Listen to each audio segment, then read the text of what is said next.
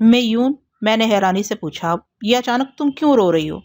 اس نے جواب نہیں دیا، اپنی سسکیوں پر قابو پانے لگی۔ میں اس کے دماغ کو ٹٹولتا تو رونے کی وجہ معلوم ہو جاتی، مگر میں اس کی زبان سے سننا چاہتا تھا۔ میں نے اس کے قریب جھک کر پوچھا، میون، مجھے نہیں بتاؤ گی؟ کیا تمہیں کوئی تکلیف ہے؟ اس نے نہیں کے انداز میں سر ہلایا۔ پھر کیا بات ہے؟ میں نے پریشان ہو کر پوچھا۔ تم تم مجھے اچھے لگتے ہو۔ وہ پھر رونے لگی۔ ارے تو اس میں رونے کی کیا بات ہے؟ کیا میں اچھا لگتا ہوں تو تمہیں تکلیف ہوتی ہے؟ نہیں، ہاں ہوتی ہے، ہو رہی ہے۔ دل زور زور سے دھڑک رہا ہے، بڑی گھبراہٹ سی ہو رہی ہے، میں کیا کروں؟ بہت آسان علاج ہے، ابھی تمہاری گھبراہٹ ختم ہو جائے گی۔ تم مجھے فوراً دشمن سمجھ کر گالی دو۔ نہیں، وہ تڑپ کر مجھ سے لپٹ گئی، ایسا نہ کہو۔ تمہارے لیے بری بات آنے سے پہلے میں اپنی زبان چلا ڈالوں گی۔ تعجب ہے، مجھ سے تکلیف بھی پہنچتی ہے، میں اچھا بھی لگتا ہوں۔ اوہو، میں سمجھ گیا، تم اس بات سے خوفزدہ ہو کہ تم محبت سے ڈرتی ہو، اور وہ محبت خود بخود تمہارے دل میں پیدا ہو رہی ہے۔ فرید، تم سچ مچ دیوتا ہو، جو بات میں سمجھا نہیں سکتی تھی وہ تم نے سمجھ لی، میں کیا کروں؟ محبت سے ڈرنا چھوڑ دو۔ مگر ایک جوان لڑکی کا ایک جوان مرد سے محبت کرنا اچھی بات نہیں ہے۔ یہ بات میں بہت دیر سے سوچ رہی تھی، مگر میں کیا کروں؟ تم سے لگ کر ہی سکون مل رہا ہے۔ میں چند لمحوں تک خاموش رہا، کیونکہ مجھے بھی سکون مل رہا تھا، لیکن اسے اچھے برے کے پہچان کرا دینا میرا فرض تھا۔ میں نے کہا، میون، محبت ایک خوبصورت جذبہ ہے، مگر یہ تنہائی، سناٹا، ٹھنڈی ریت اور جذبات سے بچھڑے ہوئے سمندر کا جوش، یہ سب محبت کو دوسری سمت لے جائیں گے، تم سمجھتی ہو نا؟ وہ سمجھتی تھی، بالکل ہی نادان بچی نہیں تھی۔ وہ ہولے سے بولی، وعدہ کرو فرید، مجھے کبھی نہیں چھوڑو گے، ساری زندگی ساتھ دو گے۔ میون، تم اچھائی کو سمجھتی ہو، میری سچائی کو بھی سمجھو، میں ساری زندگی ساتھ نہیں دے سکوں گا۔ اسے ایسے جواب کی توقع نہیں تھی، وہ فوراً ہی مجھ سے الگ ہو گئی۔ پہلے تو اس نے مجھے سوالیہ نظروں سے دیکھا، پھر بولی، اچھا میں سمجھ گئی، میں تمہارے معیار کی لڑکی نہیں ہوں۔ تم اتنی حسین اور بلند معیار کی لڑکی ہو کہ میں نے تمہارے جیسی لڑکی پہلے کبھی نہیں دیکھی۔ تو پھر میں یہ سمجھوں کہ تمہاری شادی ہو چکی ہے؟ نہیں، میں ایک مسافر ہوں، میری کوئی منزل نہیں ہے۔ جس کی منزل نہ ہو وہ بھلا شادی کیسے کرے گا؟ کہاں گھر بسائے گا؟ او، یہ تو میں نے پوچھا ہی نہیں کہ تم کس ملک سے تعلق رکھتے ہو اور یہاں کیسے آ گئے۔ میں اسے اپنی اصلیت نہیں بتا سکتا تھا، میں نے جھوٹ کہا۔ میں اپنے متعلق کچھ نہیں جانتا کہ کس ملک میں پیدا ہوا اور میرے والدین کون تھے۔ جب ہوش سنبھالا تو خود کو جاپان میں دیکھا۔ میں نے نگر نگر کی سیر کی ہے، بہت سی مصیبتوں اور آزمائشوں سے گزرتا ہوا آیا ہوں، اور ابھی دنیا کو آخری سرے تک دیکھنے کے لیے صبح شام چلتا رہوں گا۔ تم ایک جگہ ٹھہر کیوں نہیں جاتے؟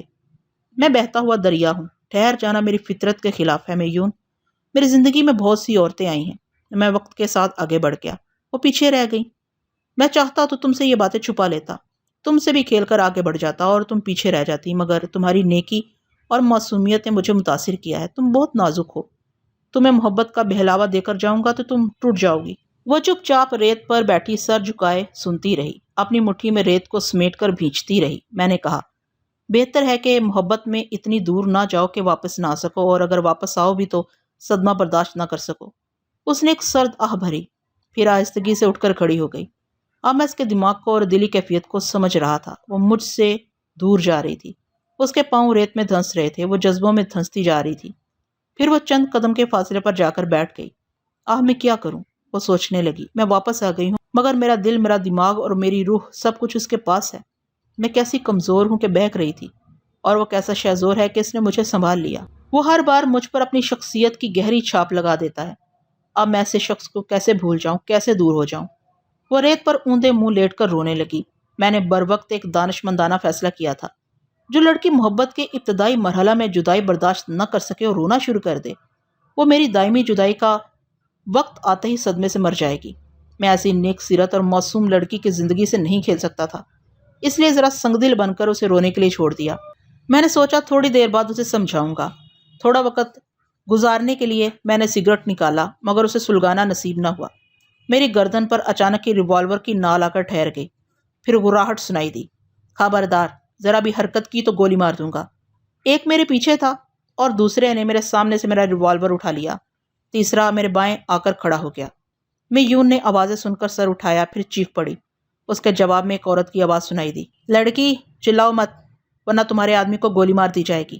میون نے اپنے منہ پر ہاتھ رکھ لیے، کیونکہ وہ میری سلامتی چاہتی تھی۔ میں نے اس عورت کی طرف دیکھا۔ ظاہر ہے 3 مرد رات کے وقت اس ویرانے میں کسی بدصورت عورت کو لے کر نہیں آ سکتے تھے۔ وہ حسین بھی تھی اور اسمارٹ بھی۔ میں اسے صرف دیکھ نہیں رہا تھا، اس کی سوچ کو بھی پڑھ کر مطمئن ہو گیا تھا کہ وہ سب اسمگلر ہیں۔ ان میں سے ایک نے پوچھا، تم لوگ کون ہو؟ یہاں اتنی رات کو کیا کر رہے ہو؟ میں نے میون کی طرف انگلی اٹھا کر کہا۔ وہ رو رہی تھی، میں سن رہا تھا۔ زیادہ اسمارٹ بننے کی کوشش نہ کرو، ڈانٹنے والے نے میرے منہ پر الٹا ہاتھ رسید کرنا چاہا جو فضا میں لہرا کر رہ گیا، کیونکہ میں بیٹھک لگا کر پھر اس کے سامنے کھڑا ہو گیا تھا۔ ایک نے حیرانی سے کہا، ارے یہ تو وہی مسخرہ ہے جس نے بیت سے اس فولادی انسان کی پٹائی کی تھی۔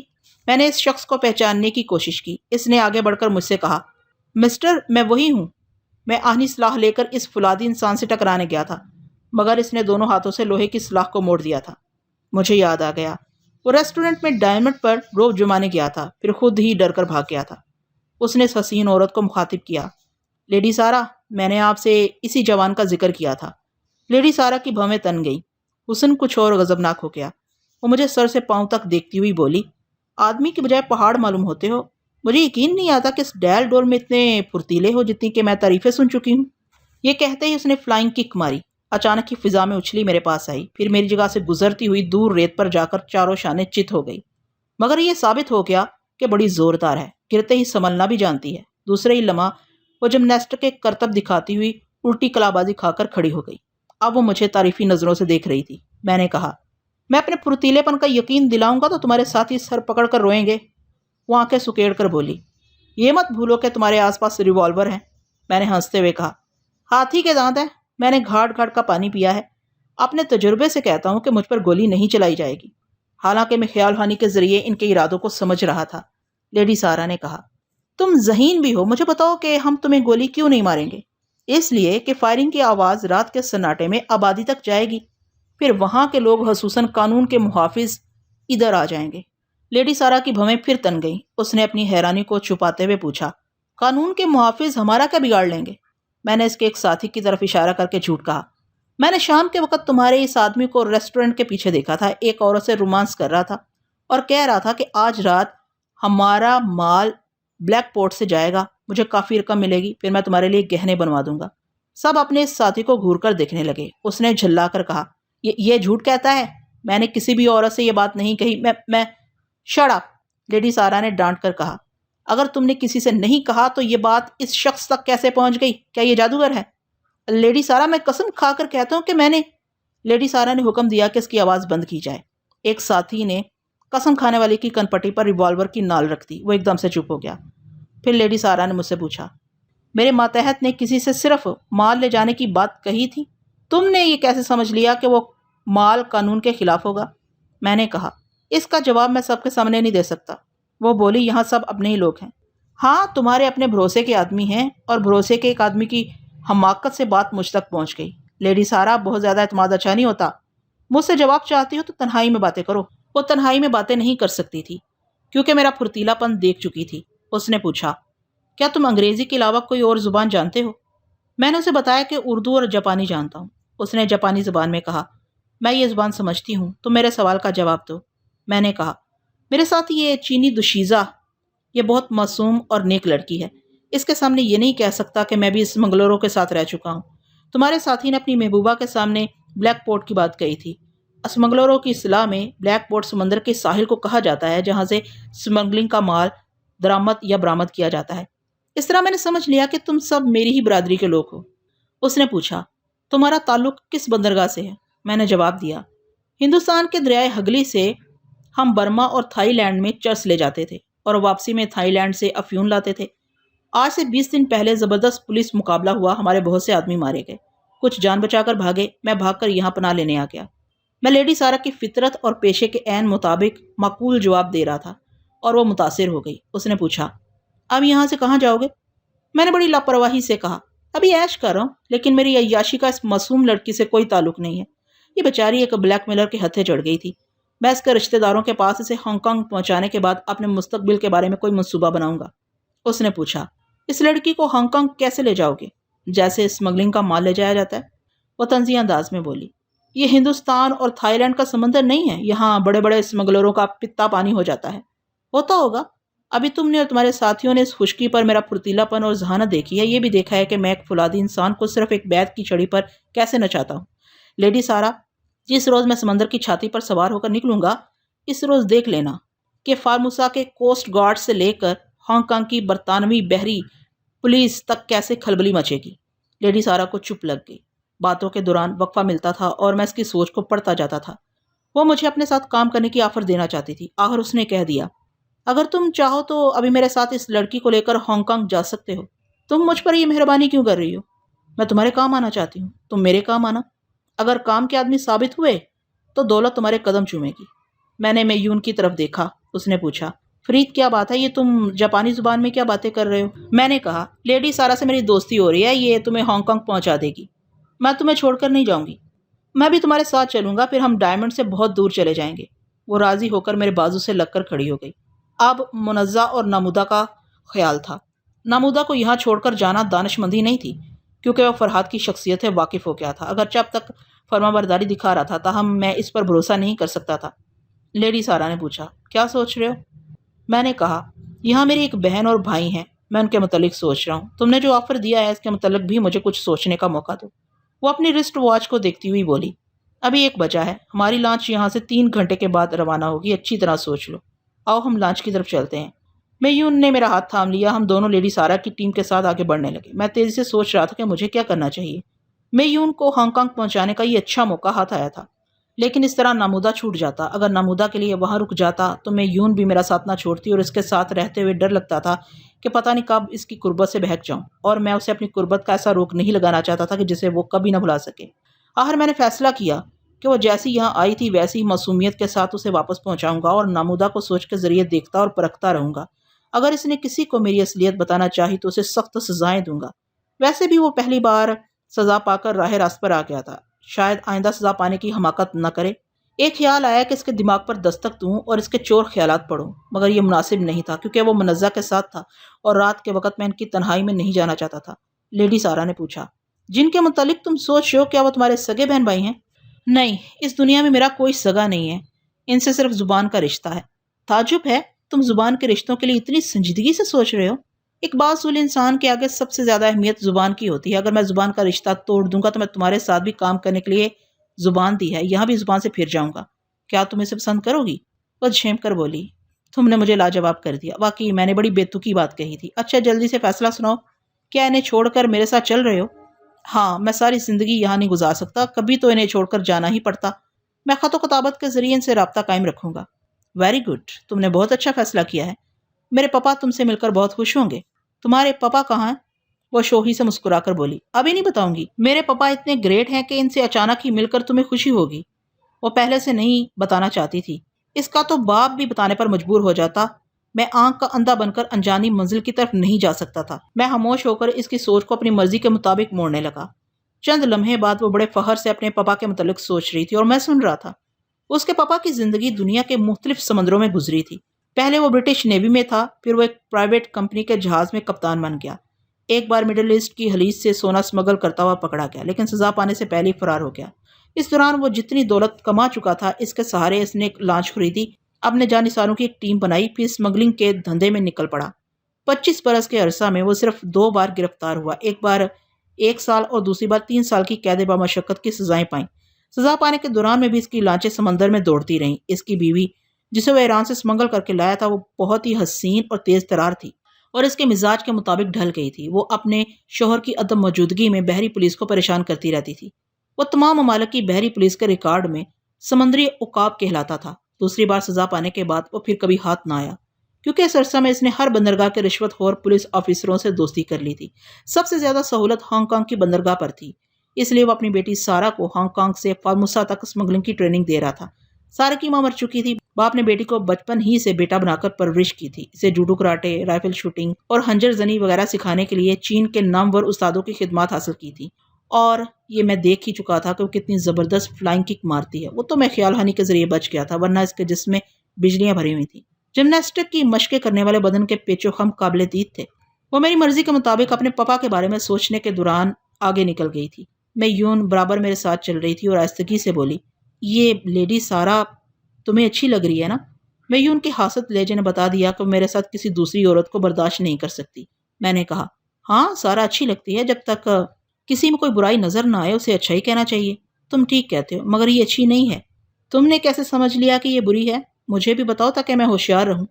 وہ چند لمحے سوچ کر بولی، دنیا کی ہر عورت اس حد تک ٹیلی پیتھی جانتی ہے کہ وہ اپنے جیسی دوسری عورت کے دماغ کو پڑھ لیتی ہے یا اس کے ارادوں کو بھانپ لیتی ہے۔ میں یقین سے کہتی ہوں کہ لیڈی سارا تمہاری طرف جھک رہی ہے۔ کمال ہے، میں ٹیلی پیتھی جاننے والا سارا کے دماغ کو اس زاویے سے نہیں پڑھ رہا تھا، اور وہ میون مجھ سے پہلے پڑھ چکی تھی۔ وہ کہاں تک درست ہے یہ میں بعد میں سارا کی سوچ سے اگلوا لیتا۔ فی الحال میں میون سے باتیں کرنا چاہتا تھا تاکہ وہ میرے متعلق غلط فہمی میں مبتلا نہ رہے۔ میں نے کہا، سارا میری طرف مائل ہوگی تو میں اسے سمجھا دوں گا۔ اگر وہ تمہاری طرح سمجھدار لڑکی ہوگی تو میرا خیال دل سے نکال دے گی، ورنہ میں بھی ایک انسان ہوں اور تنہائی میں ایک وقتی ساتھی کی ضرورت محسوس کرتا ہوں۔ میون کے دل کی دھڑکنیں تیز ہو گئیں۔ جب میں نے ایک وقتی ساتھی کی بات کہی تو وہ تصور میں ساتھی بن کر میری خیالی تنہائی میں پہنچ گئی۔ انسان تصور میں کہاں کہاں پہنچ جاتا ہے۔ جس محبوب سے شرماتا ہے اور اخلاقی پابندیوں میں رہ کر کتراتا ہے، تصور میں تمام پابندیوں کو توڑ کر محبوب کی آغوش میں خود کو پاتا ہے۔ جب وہ تصور کی دنیا سے نکلی تو اسے میری بات بہت بری لگی۔ اس نے کہا، تم نے جو وقتی ساتھی کی بات کہی ایسا یاش طبیعت کے لوگ کہتے ہیں۔ تم دیوتا ہو، تمہیں کسی ایک کا ہاتھ تھام کر ساری عمر ساتھ نبھانا چاہیے۔ تم مجھے دیوتا کہتی ہو اور بھول جاتی ہو کہ میں نیکی اور بدی کے درمیان سے گزرنے والا انسان ہوں۔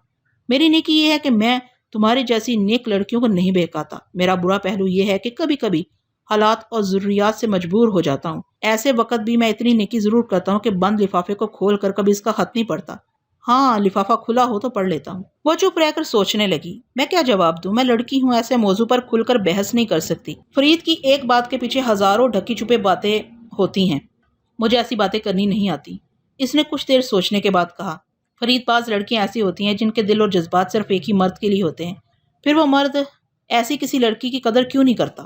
قدر کرنا اسے کہتے ہیں کہ وہ ایسی لڑکی کو کھلونا نہ سمجھے، اسے سمجھائے کہ وہ کسی پردیسی یا خانہ بدوش کو اپنا محبوب نہ بنائے، جیسا کہ میں نے تمہیں سمجھایا ہے، تمہیں اس راستے پر آگے بڑھنے سے پہلے واپس جانے کا راستہ دکھایا ہے۔ کیا میں نے بے حیثیت مرد تمہاری قدر نہیں کی ہے؟ اکثر لڑکیاں اپنی قدر کسی اور طرح کرانا چاہتی ہیں۔ میں میون کے دل کی وہ بات سمجھ رہا تھا جسے وہ زبان سے سمجھا نہیں سکتی تھی۔ بیچاری جذبات اور اخلاقیات کے درمیان الجھ کر رہ گئی تھی۔ باتیں کرنے اور خیالات پڑھنے میں پتہ ہی نہ چلا کہ ہم کتنی دور نکل آئے ہیں۔ ہم ایسی جگہ رکے جہاں کچھ کشتیاں سمندر میں جا رہی تھیں، کچھ سمندر سے واپس آ رہی تھیں۔ ساحل پر لہریں غضبناک تھیں۔ کشتیوں کو سمندر میں لے جاتے وقت خاصی دشواریاں پیش آ رہی تھیں۔ لیڈی سارا کے بہت سے ماتحت ماہی گیروں کے ساتھ مل کر سمندر سے لڑ رہے تھے اور کشتیاں لے جا رہے تھے۔ ایک طرف ایک شخص کھڑا حساب کتاب میں مصروف تھا۔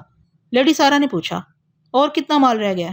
اس نے ادب سے سلام کرتے ہوئے جواب دیا، بس یہ آخری کھیپ ہے۔ آپ کے پاپا کئی بار آپ کو پوچھ چکے ہیں، فوراً چلی جائیں۔ ان کی لانچ سمندر میں کہیں بہت دور کھڑی ہوئی تھی۔ وہاں تک پہنچنے کا طریقہ کار یہ تھا کہ کشتی پر جانے والے افراد ساحل پر کشتی کو چاروں طرف سے تھام کر کھڑے ہو جاتے تھے۔ جب لہریں ساحل پر آتی اور کشتی زمین کو چھوڑ کر پانی کی سطح پر آ جاتی تو اس پر سوار ہونے سے پہلے وہ کشتی کو لے کر سمندر کی طرف دوڑتے چلے جاتے۔ ایسے وقت ساحل سے واپس آنے والی لہریں اپنی طرف سے بھی انہیں سمندر کی طرف دھکیل کر لے جاتی۔ پھر اس سے پہلے کہ لہریں دوسری بار ساحل کی طرف جائیں، وہ سب اچھل کر کشتی پر سوار ہوتے ہی چپو سنبھال لیتے، پھر کشتی کو کھیتے ہوئے سمندر کے سینے پر آگے بڑھتے چلے جاتے۔ ہم نے میون کو کشتی کے درمیانی حصے میں بٹھا دیا۔ کشتی کے اگلے حصے کو 2 آدمی اور پچھلے حصے کو میں اور سارا تھام کر کھڑے ہو گئے۔ پھر لہریں آئی، کشتی اوپر کو اٹھی اور ہم سب سمندر کی طرف دوڑتے چلے گئے۔ ایسے طریقہ کار کو بیان کر دینا اور بات ہے اور عملی طور سے گزرنا اور بات ہے۔ کشتی کو لہروں کی مخالف سمت لے کر دوڑتے وقت پتہ چلتا ہے کہ سمندر کیسا غضبناک اور طاقتور ہوتا ہے۔ ذرا بھی قدم اکھڑ جائیں تو لہریں انسان کو تنکے کی طرح اچھال کر پھینک دیتی ہیں۔ اگر میں تنہا ہوتا تو شاید تنکے کی طرح واپس ساحل پر پہنچ جاتا، کیونکہ وہ میرا پہلا تجربہ تھا۔ مگر حیرت ہوئی کہ کشتی کے آس پاس 3 تجربہ کار بندے تھے۔ ان میں سارا قابل تحسین تھی۔ میں نے پہلی بار ایک حسین دوشیزہ کو سمندر کی قوتوں سے ٹکراتے دیکھا۔ وہ خود پھنکارتی ہوئی ایک لہر تھی، تار پیڈرو کی طرح سمندر کے وجود میں سرنگ بناتی ہوئی گزرتی تھی۔ عورتوں کی کمزوری اور نزاکتیں سے چھو کر بھی نہیں گزر رہی تھی۔ جب ہم کشتی کو لے کر دوڑتے گئے تو پانی پہلے ہماری پنڈلیوں تک تھا، پھر بڑی تیز رفتاری سے ہماری کمر تک آیا، پھر سینے تک آیا۔ اس وقت تک میں ثابت قدمی سے ان کے ساتھ دوڑتا جا رہا تھا۔ جب پانی گردن تک پہنچا تو میرے قدم اکھڑ گئے۔ سمندر کا دماغ نہیں ہوتا، ورنہ میں ٹیلی پیتھی کے ذریعے اس کی تہہ میں اپنے قدم جما لیتا۔ خدا کو عزت رکھنی تھی۔ میرے قدم اکھڑنے کے چند لمحے بعد ہی ساحل سے واپس آنے والی لہروں نے ہمیں سمندر کی طرف دھکیل دیا۔ سب ہی نے کشتی پر چھلانگ لگائی۔ میں نے بھی سارا کے پاس پہنچ کر چپو سنبھال لیا۔ ہمارے ہانپنے کی آوازیں ایسی تھی جیسے سمندر کے جواب میں پھنکار رہے ہوں۔ سارا کا سینہ دھونکنی کی طرح چل رہا تھا۔ چہرہ ایسے سرخ ہو گیا تھا جیسے لوہا آگ میں تپ رہا ہو۔ چپو چلانے کے دوران میں نے اسے دیکھا تو وہ میری طرف دیکھ کر مسکرانے لگی۔ اس کے چہرے پر ایسی خوشی تھی جیسے سہاگنوں کے چہروں پر ہوتی ہے۔ سہاگنیں اپنے شوہروں سے زیر ہو کر خوش ہوتی ہیں۔ وہ سمندر پر زبر ہو کر زبردست خوشیاں جیت لیتی تھی۔ میں نے سونیا کے بعد وہ دوسری عورت دیکھی جو مخالف قوتوں کو شکست دے کر آسودگی حاصل کرتی تھی۔ تقریباً آدھ گھنٹے تک چپو چلاتے رہنے کے بعد ہم اس لانچ کے پاس پہنچے۔ اسے لانچ کہنا مناسب نہ تھا، وہ اپنی جسامت میں ایک چھوٹا سا بحری جہاز تھا۔ یوں لگتا تھا کہ سمندر کے بیچ خشکی کا ایک بلند ٹیلہ ہو جو ابھر آیا ہو۔ اس کی بلندی سے رستے کی سیڑھی لٹک رہی تھی۔ پہلے میں یون کو اوپر بھیجا گیا، پھر ہم یکے بعد دیگرے اوپر پہنچ گئے۔ ہمارے سامنے 2 قدم کے فاصلے پر سمندری عقاب کھڑا ہوا تھا۔ وہ قد و قامت میں میرے برابر تھا۔ بڑھاپے میں اس کی صحت قابل رشک تھی۔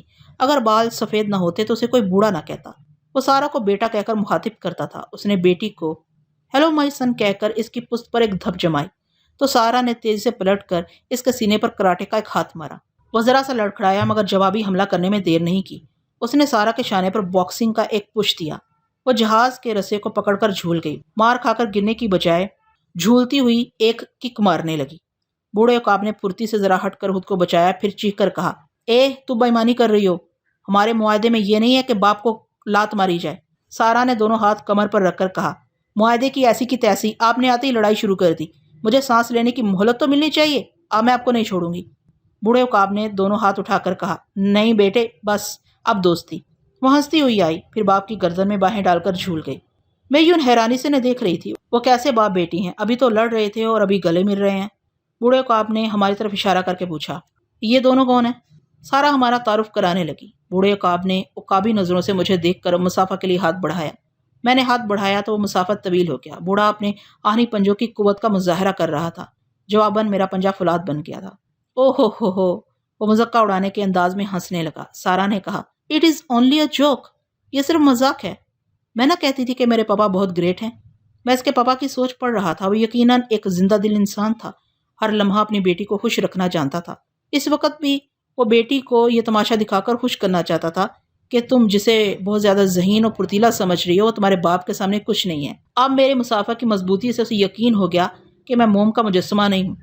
اس نے دوسری تدبیر کی، مجھے اپنی طرف کھینچنے لگا۔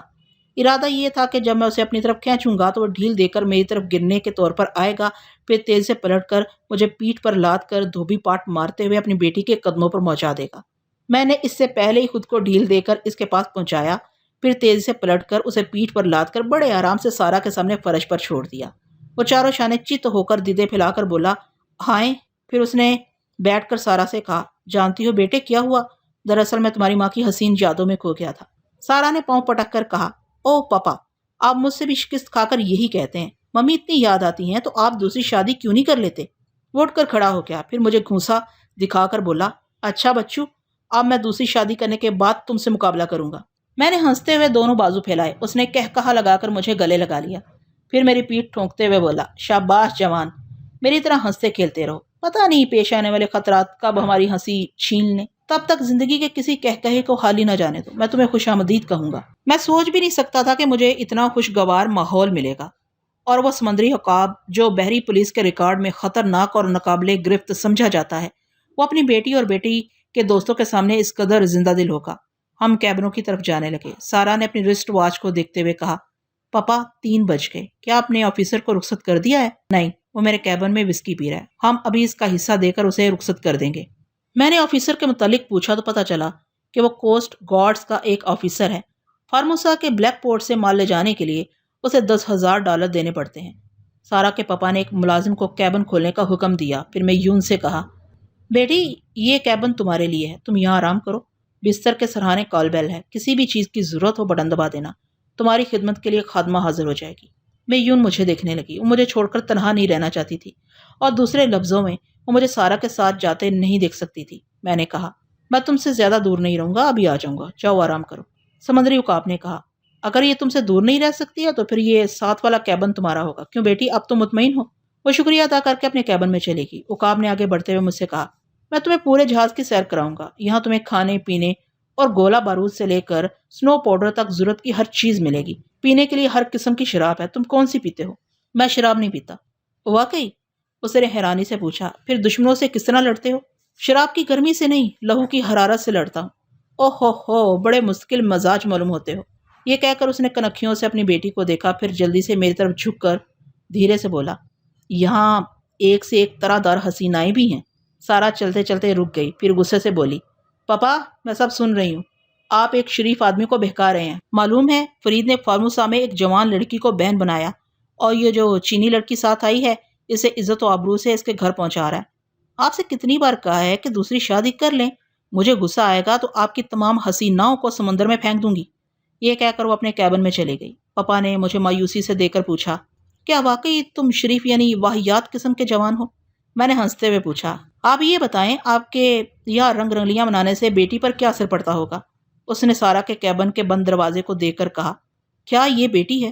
آفرید، میری زندگی کی سب سے بڑی ٹریجڈی یہ ہے کہ میں اسے بیٹا بنانے کی کوشش کی، یہ سچ مچ بیٹا بن گئی۔ اسے عورت کا کوئی جذبہ چھو کر نہیں گزرتا۔ میں نے کئی بار اسے سمجھایا منایا کہ کسی خوبرو جوان سے شادی کر لے، مگر یہ غصے سے انکار کر دیتی ہے۔ آخر انکار کی وجہ؟ میں نے پوچھا، کیا مردوں سے نفرت کرتی ہے؟ نفرت نہیں، دوستی کرتی ہے۔ کہتی ہے میں خود مرد ہوں اور کسی مرد سے شادی کرنے کا خیال مذاق خیز ہے۔ دراصل مجھ سے غلطی ہو گئی، میں نے اس انداز میں اس کی پرورش کی ہے کہ بچپن ہی سے اس کے اندر زنانہ حس ختم ہو گئی۔ یقین نہ ہو تو کبھی تم اسے شادی کی درخواست کر کے دیکھو۔ میں ایسی حماقت نہیں کروں گا۔ کیوں؟ اس نے پوچھا۔ اس لیے کہ سارا کی طرح میرے دماغ میں بھی شادی کا خانہ خالی ہے، وہ پر نہیں ہو سکتا۔ کیوں نہیں ہو سکتا؟ اس لیے کہ ہم لوگ مہماتی زندگی گزارتے ہیں، وہ بیوی بچوں کی زنجیروں میں خود کو باندھ کر نہیں رکھ سکتے۔ آپ نے جب سارا کو بھی ایسا ہی بنا دیا ہے تو اسے اس کے حال پر چھوڑ دیں۔ میں نے چھوڑ ہی دیا ہے، وہ تو میں تمہاری بات کا جواب دے رہا تھا کہ میری رنگ رلیوں کا اس لڑکی پر کوئی اثر نہیں پڑتا، یہ مجھے اور میری محبوباؤں کو نظر انداز کر دیتی ہے، تو یوں لگتا ہے جیسے یہ میری اماں جان ہے اور اپنے بچے کی غلطی کو معاف کر رہی ہے۔ میں نے ہنستے ہوئے کہا، آپ دونوں باپ بیٹی کا جواب نہیں ہے۔ ہم باتیں کرتے ہوئے آگے بڑھتے رہے۔ اس نے کیبن کے سامنے رک کر کہا، یہ میرا کیبن ہے، اندر آؤ۔ وہ دروازہ کھول کر اندر گیا، میں اس کے پیچھے تھا۔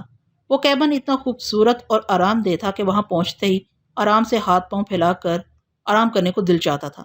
ایک کرسی پر ایک پولیس آفیسر نیلی وردی میں نظر آیا، وہ وسکی سے شغل کر رہا تھا۔ اس نے مجھے سوالیہ نظروں سے دیکھا، پھر بوڑھے عقاب سے کہا، اب میں اٹھنے ہی والا تھا، مجھے واپس جانا چاہیے۔ ہاں آپ کو دیر ہو رہی ہے، میں ابھی آپ کے ساتھ چلتا ہوں، ذرا ایک منٹ۔ بوڑھا عقاب آہنی سیف کے پاس جا کر اسے کھولنے لگا۔ میں رشوت خور آفیسر کی بے چینی دیکھ رہا تھا۔ وہ سیف کی جانب یوں دیکھ رہا تھا جیسے کبھی دولت دیکھی ہی نہ ہو۔ میرے دل میں آیا کہ ایسے لالچی انسانوں کی سوچ بھی پڑھنی چاہیے، لہٰذا میں دوسرے ہی لمحہ اس کے دماغ کی بند کتاب کو کھول کر پڑھنے لگا۔ یہ ٹیلی پیتھی کا علم نہ ہوتا تو میں کہاں ہوتا؟ شاید دشمن اب تک مجھے منو مٹی کے نیچے سلا چکے ہوتے اور میں دوسروں کے کام آنے کے لیے زندہ نہ رہتا۔ میں نے اچانک ہی بوڑھے عقاب سے پوچھا، کیا آپ کے سیف میں تھوڑا بہت زہر ہے؟ بوڑھے عقاب نے پلٹ کر ہنستے ہوئے پوچھا، کیا زہر کھانے کا ارادہ ہے؟ اتنے میں سارا آ گئی۔ اس نے بیٹی سے کہا، لو تمہارا یہ دوست بھری جوانی میں زہر مانگ رہا ہے۔ میں نے کہا، میں مانگ نہیں رہا ہوں، پوچھ رہا ہوں، اگر آپ نے یہاں زہر رکھا ہو تو مجھے بتائیں۔ بوڑھے عقاب نے کہا، ابھی میرے ہنسنے کھیلنے کے دن ہیں، اس لیے میں اپنے کیبن میں زہر نہیں رکھتا۔ میں نے آفیسر کو مخاطب کیا، کیا آپ کے پاس زہر ہے؟ وہ بگڑ کر کرسی سے اٹھ گیا۔ یہ کیا بکواس ہے؟ آپ یہ کس پاگل آدمی کو یہاں لے آئے ہیں؟ آپ مجھے فوراً رخصت کر دیں۔ میں نے کہا، آفیسر آرام سے بیٹھو، میں اس کیبن میں زہر کی بو سونگھ رہا ہوں، جب تک میں زہر کو تلاش نہیں کروں گا تم اس کیبن سے باہر نہیں جاؤ گے۔ میری سنجیدگی اور بگڑے ہوئے تیور دیکھ کر دونوں باپ بیٹی بھی سنجیدہ ہو گئے۔ سارا نے حیرانی سے پوچھا، کیا تم ماہر سمیات ہو کہ زہر کی بو پہچان لیتے ہو؟ میں نے واٹر کولر کا ڈھکنا کھولتے ہوئے کہا، پہلے میں اپنا کام کر لوں پھر تمہارے سوال کا جواب دوں گا۔ میں نے کولر کے پانی کو سونگا، پھر اسے بند کر کے وسکی کی کھلی ہوئی بوتل کی طرف جانے لگا۔ اس دوران میں آفیسر کے دماغ میں بھی موجود تھا۔ جیسے ہی وہ گھبرا کر ریوالور نکالنے کے لیے ہاسٹل کی طرف ہاتھ لے گیا، میں نے اس پر چھلانگ لگائی، اسے لیے ہوئے فرش پر آیا۔ ریوالور ہاسٹل سے نکل چکا تھا مگر میری گرفت میں تھا۔ میں نے اس کی نال آفیسر کی پسلی سے لگا کر کہا، سارا وسکی کی بوتل سے ایک جام بنا کر آفیسر کو پیش کرو، یہ ہمیں بتائے گا کہ زہر کا ذائقہ کیا ہوتا ہے۔ دونوں باپ بیٹی کی سمجھ میں بات آ گئی، انہوں نے حیرانی سے ہمیں دیکھا۔ میں آفیسر کے ساتھ فرش پر بیٹھا ہوا تھا، پھر سارا آگے بڑھ کر ایک جام بنانے لگی۔ آفیسر نے گڑ گڑا کر کہا، نہیں میں نہیں پیوں گا، ابھی تو تم اس بوتل سے پی رہے تھے۔ وہ جواب نہیں دینا چاہتا تھا۔ میں نے ریوالور کی نال اس کی کنپٹی پر رکھ دی۔ سارا جام لے کر اس کے سامنے کھڑی ہو گئی۔ تب اس نے کہا، میں نے اپنے لیے آخری جام بنانے کے بعد بوتل میں زہر ملا دیا تھا۔ میں اپنے سامنے سی ایگل کو پینے کا موقع نہ دیتا، جلدی رخصت ہونے کے بہانے اسے جہاز کے عرشے تک لے جاتا، وہاں سے میں کشتی پر سوار ہو کر ساحل کی طرف چلا جاتا۔ اس کے بعد اب میں کیا کہوں؟ سارا نے کہا، اس کے بعد پاپا یہاں آتے، اس بوتل سے چند گھونٹ پی کر ہمیشہ کی نیند سو جاتے۔ عقاب نے کہا، بیٹے ذرا یہ جام اسے پلا کر تو دیکھو کہ تمہارا باپ ہمیشہ کی نیند کیسے سو جاتا۔ اس نے ہاتھ جوڑ کر کہا، مجھے معاف کر دو ایگل، آئندہ میں تمہارا وفادار بن کر رہوں گا۔ عقاب نے اسے پچکارتے ہوئے کہا، اچھا تو پھر وفاداری دکھاؤ، یہ بتاؤ کہ مجھے مارنا کیوں چاہتے تھے؟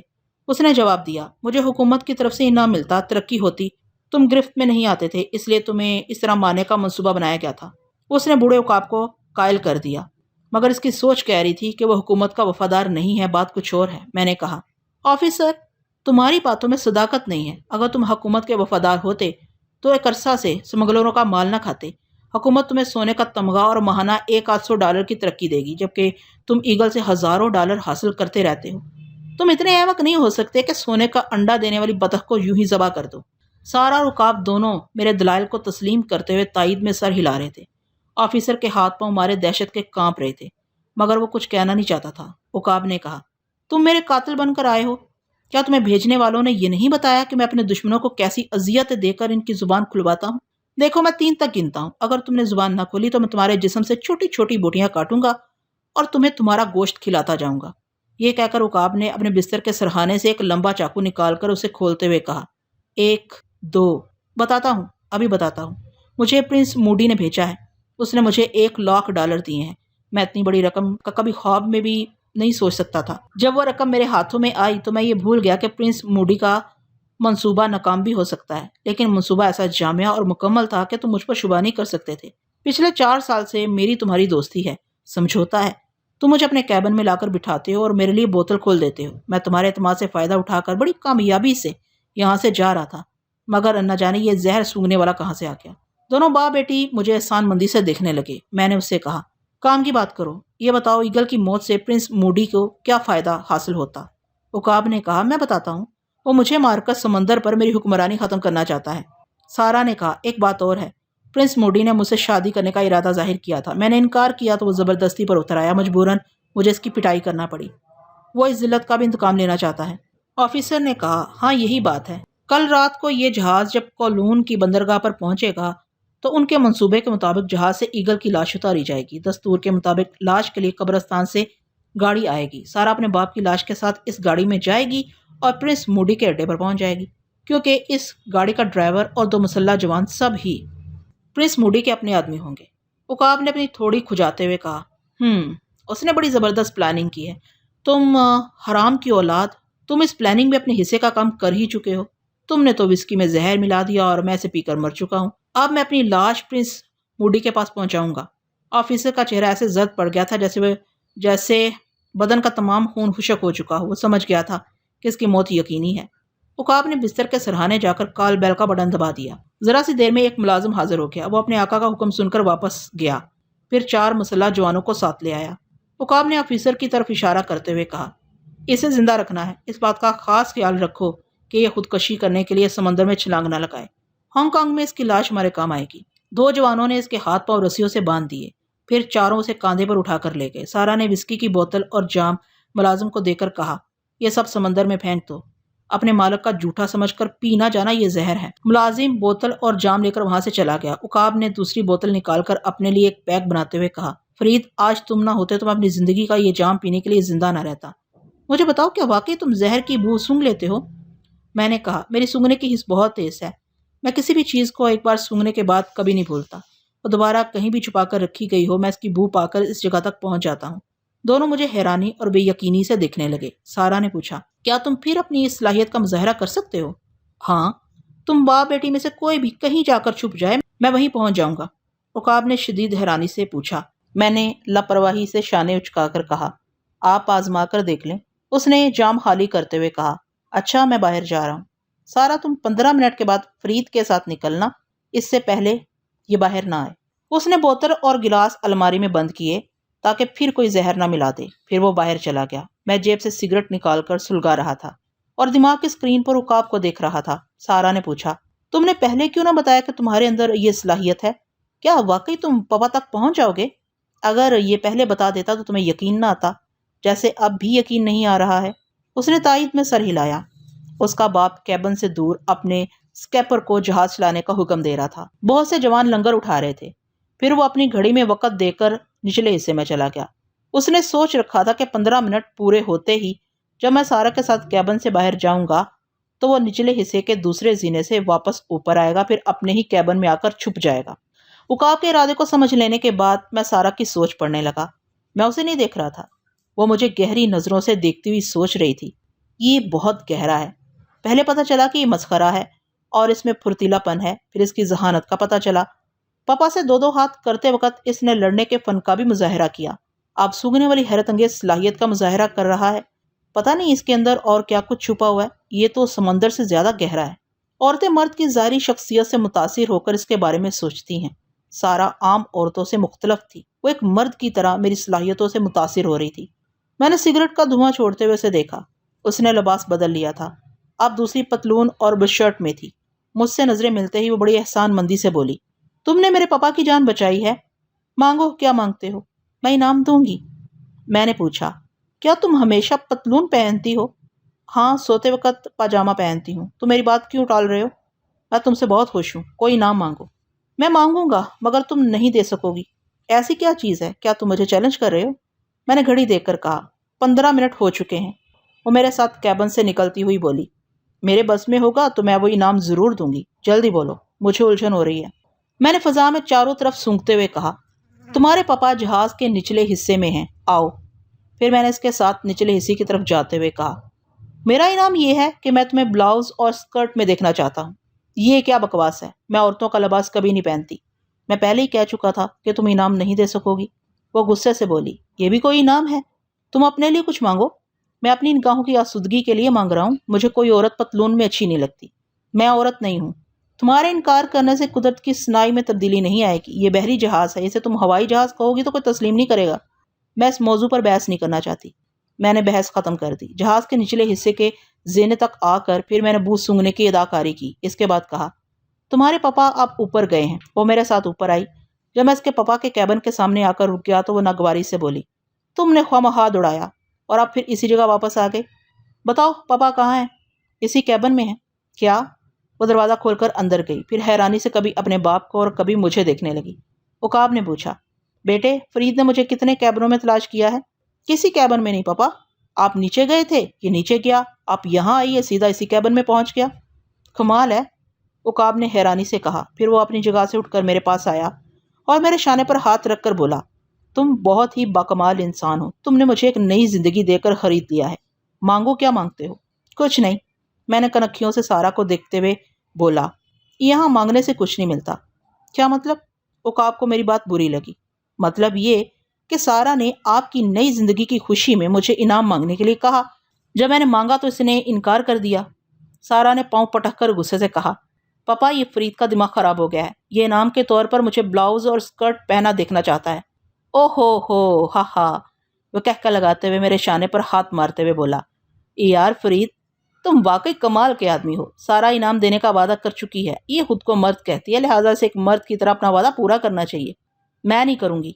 تمہاری مرضی، عقاب نے کہا، مگر تم ہار مان چکی ہو، ساری زندگی فرید کا یہ قرض تمہارے سر پر رہے گا۔ وہ منہ پھیر کر چلی گئی۔ عقاب نے دروازہ بند کرتے ہوئے کہا، ایک دم پتھر ہے، ٹوٹ جائے گی مگر جھکے گی نہیں۔ ویسے تم نے بھی اس سے انعام خوب مانگا ہے۔ اس کی یہ عادت ہے کہ جس بات کو پورا نہیں کر سکتی اس کے لیے الجھتی اور سوچتی رہتی ہے۔ بہرحال تم نے یہاں آتے ہی ہم باپ بیٹی کے دلوں کو جیت لیا ہے، اب میں تمہیں کہیں جانے نہیں دوں گا۔ میں یہاں بیٹا بن کر رہ سکتا ہوں، کیا آپ مجھے پاپا کہنے کی اجازت دیں گے؟ اس نے خوش ہو کر مجھے دیکھا اور پھر کہا لگایا، پھر میرے شانوں پر دو چار زبردست ہاتھ جمائے۔ وہ اسی طرح اپنی مسرتوں کا اظہار کرتا تھا۔ آخر اس نے مجھے گلے لگا کر کہا، یہ میری خوش نصیبی ہے کہ بڑھاپے میں ایک جوان بیٹا مل گیا، آؤ اسی خوشی میں ایک جام ہو جائے۔ او مگر تم تو پیتے ہی نہیں ہو، کیا تم سچ مچ نہیں پیتے؟ میں انکار میں سر ہلاتے ہوئے کرسی پر بیٹھ گیا۔ اس نے اپنے لیے ایک پیک بناتے ہوئے کہا، میری بھی کیا تقدیر ہے، ایک بیٹی ہے، وہ عورتوں جیسا کام نہیں کرتی، اب ایک بیٹا ملا ہے، وہ مردوں جیسا کام نہیں کرتا، نہ شراب نہ شباب، یہ بھی کوئی بات ہے؟ میں ہنسنے لگا۔ وہ 2 گھونٹ پینے کے بعد بولا، یہ تم نے کیا حلیہ بنا رکھا ہے، میری الماری کھول کر میرے کپڑے اور جوتے پہن کر دیکھو، ہانگ کانگ پہنچ کر تمہیں ضرورت کی ہر چیز مل جائے گی۔ میں الماری کھول کر اپنی پسند کے مطابق کپڑے اور جوتے پہن کر دیکھنے لگا۔ کپڑے میرے بدن پر ٹھیک آ رہے تھے، جوتے کچھ ڈھیلے تھے۔ موزے پہن کر جوتوں میں کپڑوں کا چھوٹا سا ٹکڑا ٹھونسنے کے بعد وہ پہننے کے قابل ہو گئے۔ اس دوران وہ کہہ رہا تھا، پرنس موڈی میری لاش کے ساتھ میری بیٹی کو اغوا کرنا چاہتا تھا، اب میں اپنی جگہ اسی آفیسر کی لاش بھیجوں گا۔ میں نے پوچھا، اس لاش کو کس طرح موڈی کے پاس بھیجا جائے گا؟ وہاں ہمارے پاس گاڑیاں ہیں، میرے آدمی کسی گاڑی میں اسے ڈال کر پرنس کے بنگلے تک پہنچا دیں گے۔ میں نے کہا، پاپا، ایک لاش بھیج دینے سے پرنس کا کچھ نہیں بگڑے گا، وہ آپ کی جان لینا چاہتا ہے، اسے بھی جانی اور مالی نقصان پہنچانا چاہیے۔ بیٹے، میں ہانگ کانگ میں ایک معزز دولت مند سمجھا جاتا ہوں، وہاں ہنگامے نہیں کرنا چاہتا۔ آپ تو ان کی نظروں میں مردہ ہوں گے، ہنگامے تو ہم کریں گے۔ کیسے؟ اس نے دلچسپی سے پوچھا۔ آپ پرنس موڈی کی یہ خواہش پوری کریں، لاش کے ساتھ سارا کو بھی جانے دیں، وہ سمجھیں گے کہ سارا اپنے باپ کی لاش لے کر جا رہی ہے، اسے اغوا کریں گے، ہم ان کا پیچھا کریں گے اور دیکھیں گے کہ وہ سارا کو کہاں لے جاتے ہیں۔ اس نے انکار میں سر ہلا کر کہا، یہ احمقانہ مشورہ ہے، اگر وہ ڈاج دے کر نکل جائیں گے تو ہم سارا کو بھی ڈھونڈتے ہی رہ جائیں گے، پتہ نہیں چلے گا کہ میری بیٹی کو کس راستے کہاں لے جایا گیا ہے۔ سارا گم نہیں ہو سکے گی، میں اس کی بو سونگھتے ہوئے دشمنوں تک پہنچ جاؤں گا۔ ہاں، وہ چونک کر مجھے دیکھنے لگا۔ یہ تو میں بھول ہی گیا تھا کہ تم کسی کی بھی بو سونگھتے ہوئے کہیں بھی پہنچ سکتے ہو۔ تو پھر آپ میری اس تدبیر پر عمل کریں گے؟ میں سوچ کر جواب دوں گا۔ سارا کو چارے کے طور پر آگے بڑھانے سے پہلے دشمنوں کی طاقت پر غور کرنا ہوگا کہ ہم اسے کس طرح کمزور بنا سکتے ہیں۔ میں تھوڑی دیر باتیں کرنے کے بعد اس سے رخصت ہو کر اپنے کیبن کی طرف جانے لگا۔ جہاز کے عرشہ پر صبح کی دھندلی سی روشنی پھیل رہی تھی۔ دور سمندر کے اس پار سورج کے طلوع ہونے کا منظر بڑا ہی خوبصورت تھا۔ میں اس منظر سے لطف اندوز ہونے کے لیے جہاز کی ریلنگ کے پاس آیا تو وہاں میون کھڑی ہوئی تھی، اس کی پشت میری جانب، اور وہ کسی سوچ میں ڈوبی ہوئی تھی۔ یہ میں اچھی طرح جانتا تھا۔ وہ کس سوچ میں ڈوبی ہوئی تھی یہ میں اچھی طرح جانتا تھا۔ میں ٹھٹک کر سوچنے لگا کہ کیا کروں، اس کی دیوانگی کیسے دور کروں۔ اس کی آنکھوں سے تو نیند اڑ چکی تھی۔ میں نے ایک بار خیال ہانی کے ذریعے اسے مثبت انداز میں سوچنے پر مجبور کر دیا تھا۔ وہ سنبھل گئی تھی مگر پھر بہکنے لگی۔ میں اسے کب تک سنبھالتا رہتا؟ 12 گھنٹے کے بعد اسے ہانگ کانگ پہنچا دیتا، اسے چھوڑ کر چلا آتا، تب بھی وہ میرے ہی لیے سوچ کر گلتی رہتی۔ وہ سورج اور سمندر کو دیکھ رہی تھی مگر تصور میں مجھ سے باتیں کر رہی تھی۔ میں بیان کر چکا ہوں کہ وہ چینی گڑیا بے حد حسین تھی۔ اسے دیکھ کر کئی بار میری توبہ ٹوٹ چکی تھی، اس کے باوجود میں حتی المکان اس کی معصومیت کو برقرار رکھنا چاہتا تھا۔ میں دبے قدموں واپس مڑ کر کیبن کی طرف جانے لگا۔ واپس جاتے وقت دل بری طرح دھڑک رہا تھا، بلکہ تڑپ رہا تھا کہ میں حماقت کر رہا ہوں۔ ایسی حسین دوشیزہ جو میرے لیے بے قرار ہو، اس سے منہ موڑ کر فرشتہ بننا نادانی ہے۔ گزرا ہوا وقت اور بہتی ہوئی جوانی واپس نہیں آتی۔ میں تیزی سے آگے بڑھا اور سارا کے کیبن کے سامنے ٹھہر گیا۔ پھر میں نے دروازے پر دستک دیتے ہوئے اپنا نام بتایا۔ میں بند دروازے کے آر پار دماغ کی ایکس رے مشین سے دیکھ سکتا تھا۔ وہ سونے کے لیے پاجامہ پہن رہی تھی۔ اس کے بعد وہ بس شرٹ پہن کر اس کے بٹن لگانے لگی، پھر اس نے دروازہ کھول دیا۔ میں نے کہا، میں تمہاری نیند خراب کرنے آ گیا ہوں۔